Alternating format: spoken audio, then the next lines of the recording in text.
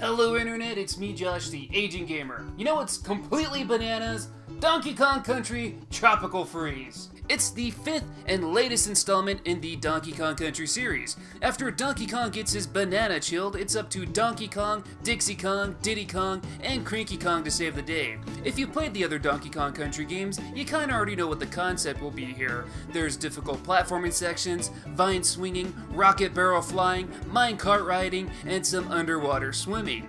Game mechanics also include jumping around, ground slapping, and pulling levers for secrets. You mainly play as DK, but you can find barrels with your little buddies inside, which in turn gives you more health and some kind of extra jump ability.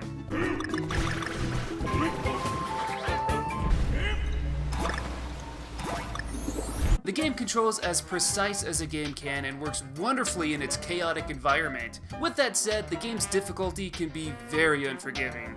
I'm not sure why anyone's surprised by the game's difficulty though. Every single Donkey Kong Country game has been hard, none of them are cakewalks. Visually, the game is very beautiful. Every level is just so appealing and it's hard not to admire how alive the worlds feel and all the amazing details Retro Studios was able to put into this game.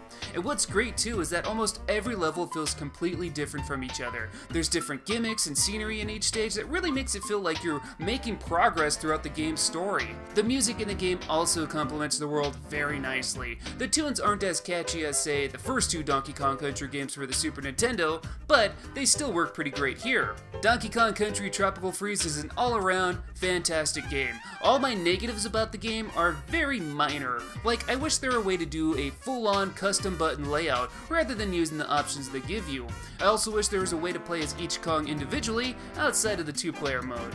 The loading times can also be a pain to sit through, and sometimes the boss fights drag on way too long. But my biggest gripe is that there's probably too much to do in each level. In each stage you can collect Kong letters as well as puzzle pieces, with most of them being pretty well hidden.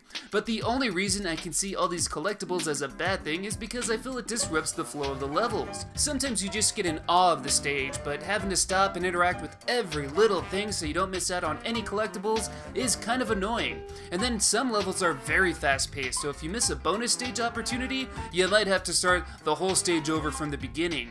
All in all though, I won't complain about it too much because it sounds pretty petty to hate a game that has too much content, and honestly I found all the stages really fun, so the replay value is definitely there.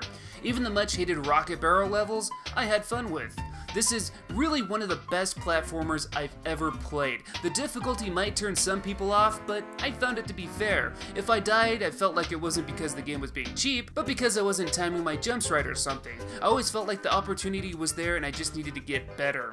Just because the main character of this game is a cartoon smiling, tie wearing ape doesn't mean the game is for babies. If you have a Wii U, it's definitely worth getting. If you have a Nintendo Switch, yeah, it's a lot more expensive, but it's still worth the price in my opinion.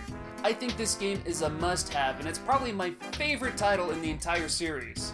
As much as I'd like to see a sequel to this, if this was the last Donkey Kong Country title in this Rebirth series, I don't think I'd be too upset, as I feel like Retro has done everything they can with the series in this game. There's so much out-of-the-box thinking that it almost doesn't need a sequel. But these are just my opinions. What do you guys think of the game? Think it's cool? Think it sucks? Let's talk about it in the comments. Like always, I thank you guys for watching, and until next time, I'll see you guys later.